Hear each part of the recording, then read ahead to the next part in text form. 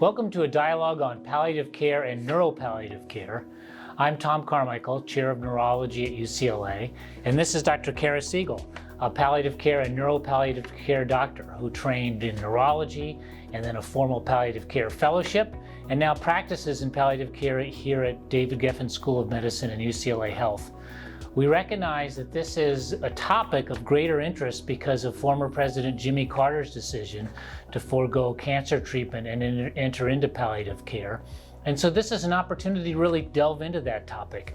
I think it's uncertain for many of us as patients and physicians, and Dr. Siegel's really an expert, so we have a great dialogue today. Dr. Siegel, you trained in neurology and then in palliative care, and you see patients in the division of palliative care in medicine here and in neurology. And you've also written extensively on this topic, so it's a pleasure to talk to you about this today. Thanks so much, Dr. Carmichael.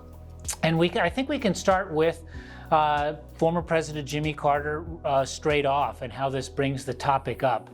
What is palliative care and neuropalliative care?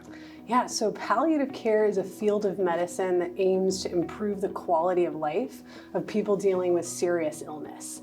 And it's a team-based approach to care. So patients may see physicians, social workers, chaplain, or nurse to address the many aspects of dealing with serious illness.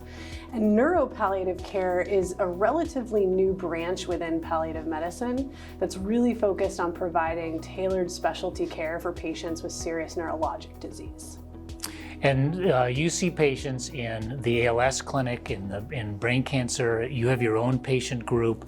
Can you tell us a little bit about how your practice integrates into, say, general neurology and what that might mean? Yeah, so I see patients specifically with serious neurologic illness that generally have life-limiting or progressive neurologic disease.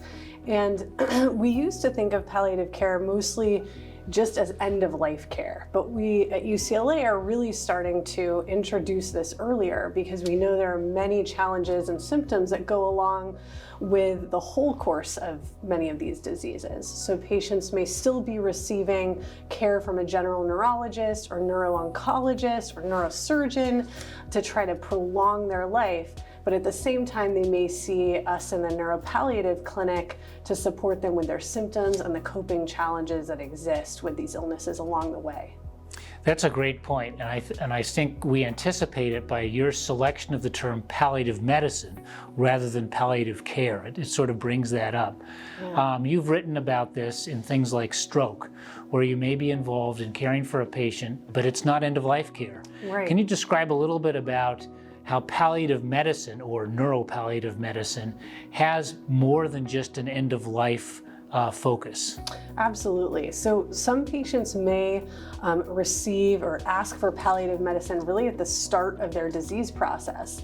And in palliative medicine, we aim to provide patients with anticipatory guidance, have discussions about the future, what they can expect with their disease, and then provide them with support with coping, with many of the physical symptoms they experience along the way. And at some point, patients may find that disease-directed therapy, or in former President Carter's case, in cancer-directed therapy, that either there are no longer viable options that really do help prolong one's life, or they may feel that continuing to pursue these options places a great burden on them, that receiving chemotherapies with a lot of side effects or returning for frequent hospitalizations or labs or other imaging tests is taking away from what they really want as they approach more towards the end of life. So that is when palliative medicine can help folks transition to a service like hospice, which is really separate from palliative care, which people can access at any point in their disease. That's an interesting point. I think I myself did not have that distinction so clear in my head.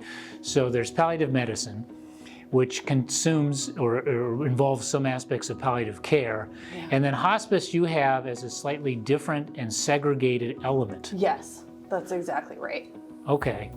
I think one thing that's interesting for the general public and for the general medical audience is to understand the transitions now for someone like former President Carter. What kind of medical care or systems of care might he be experiencing now with this decision? Yeah, so it's very interesting that this has received a lot of national attention. And I think previously we would hear when a person of interest dies, but not when they enroll in hospice. And so this is really the first time we're hearing about a former president's decision to enroll in hospice.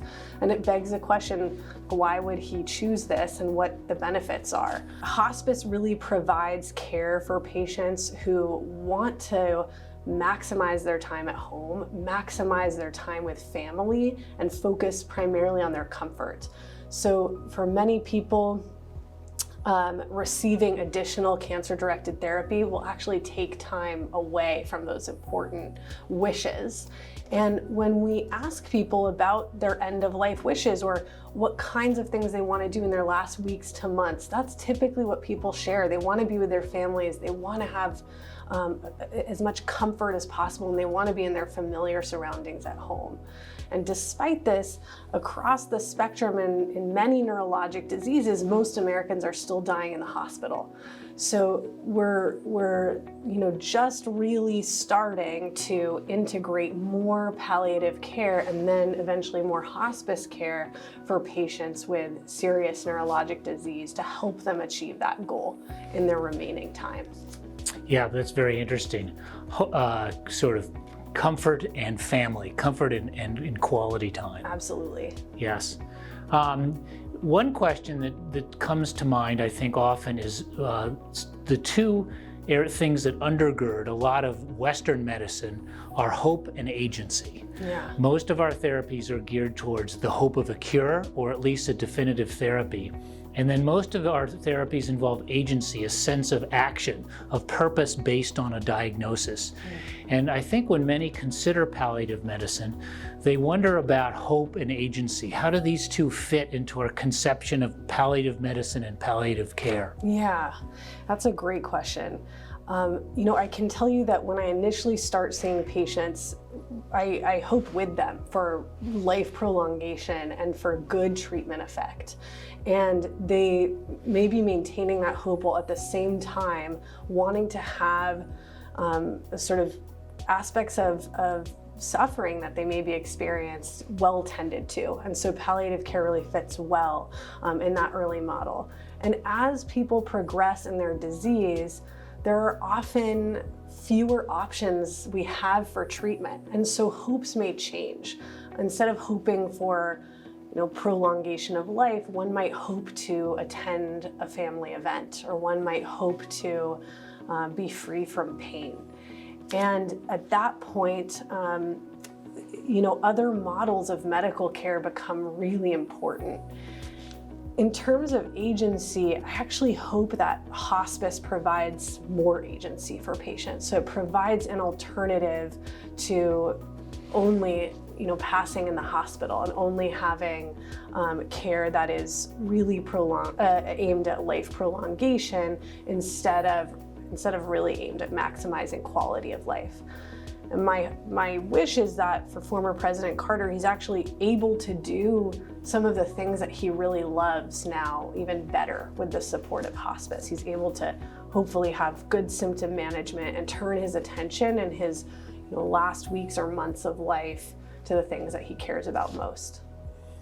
That's a really interesting answer. One I think that perhaps we don't anticipate is that hopes change and may not be pegged simply to cure. Right. One final question is really sort of overarching, and you've used a lot of terms here that strike at the heart of the art of medicine.